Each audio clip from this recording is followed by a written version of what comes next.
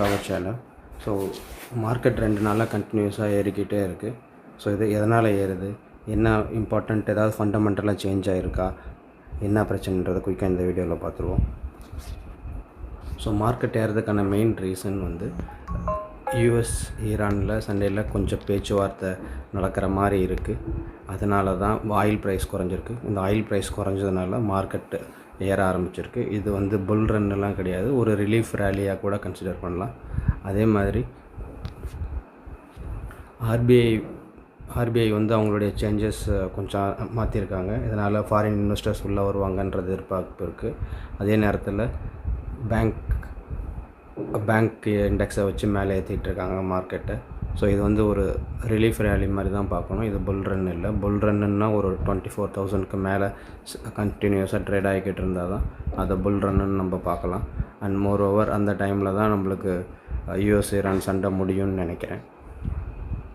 இப்போதைக்கு மார்க்கெட்டு 23,200ம் 24,000க்கும் நடுவில் தான் ட்ரேட் ஆகிக்கிட்டு இருக்கும். எப்போ 23,200 உடச்சி கீழே போகுதோ ஃபர்தராக நிறையா செல் ஆஃப் இருக்கும். இப்போ எஃப்ஐஐ டேட்டா பார்த்துருவோம்.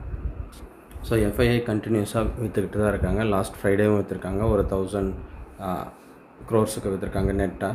ஸோ கண்டினியூஸாக செல்லிங்கில் தான் இருக்காங்க. இன்னும் அவங்க வந்து பாசிட்டிவாக மாறலை. ஸோ இந்த மார்க்கெட்டில் நம்மளுக்கு ஏதாவது வாய்ப்பு இருக்கா, ஆப்பர்ச்சுனிட்டி இருக்கா, 1-2ன்னு கன்சிடர் பண்ணணும்னு பார்த்தீங்கன்னா, எனக்கு தெரிஞ்சு ஹெச்டிஎஃப்சி பேங்க், ரிலையன்ஸ் இண்டஸ்ட்ரி இதெல்லாமே நல்ல வேல்யூவேஷனில் இருக்குது. ஸோ பெரிய companies too big to fail அப்படிங்கிற கான்செப்டில் நம்ம கொஞ்சம் கொஞ்சமாக 1-2ன்னு வாங்க ஆரம்பிக்கலாம். ஸோ எப்போல்லாம் அது 750க்கு கீழே ஹெச்டிஎஃப்சி போகுதோ, ஐடிசி ஒரு 275க்கும் கீழே போகுதோ, ரிலையன்ஸும் நல்ல ரேட்டில் கிடைக்கும் பொழுது 1-2ன்னு வாங்கி அக்குமுலேட் பண்ணுங்கள். ஸோ என்னை பொறுத்த வரைக்கும் மார்க்கெட் வந்து ஸ்டேபிளாக இருக்கணும், குளோபல் மார்க்கெட் ஸ்டேபிளாக இருக்கணும்.